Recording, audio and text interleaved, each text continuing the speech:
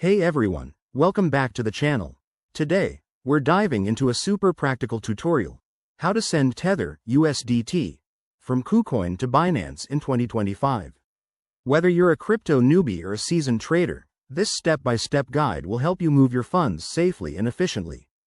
By 2025, crypto transfers might have some updated security features, but the core process remains straightforward. Let's get started. First things first, make sure you have accounts set up on both Kucoin and Binance and that you have some USDT in your Kucoin wallet. Always double-check your balances and familiarize yourself with the interfaces to avoid any mistakes. Step 1. Log into your Kucoin account. Head over to the Assets or Wallet section, where you'll see your list of cryptocurrencies. Find USDT in your holdings and click on it to access the withdrawal options. Next, select the Withdraw button for USDT. This is where things get exciting. You'll need to enter the recipient address, which is your Binance wallet address. Pro tip: copy and paste this address directly from Binance to prevent any typos. Errors here can lead to lost funds. Now, choose the right network for the transfer.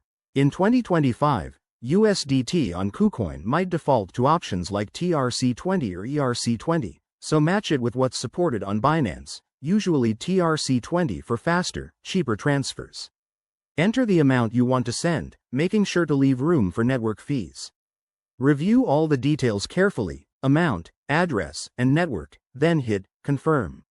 You'll get a confirmation email or notification, and the transaction should process within minutes, depending on network congestion. Once it's done, log into your Binance account and check your wallet to confirm the USDT has arrived. A few quick tips for 2025.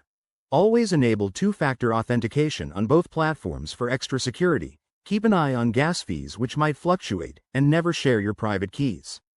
If you're new to this, practice with a small amount first.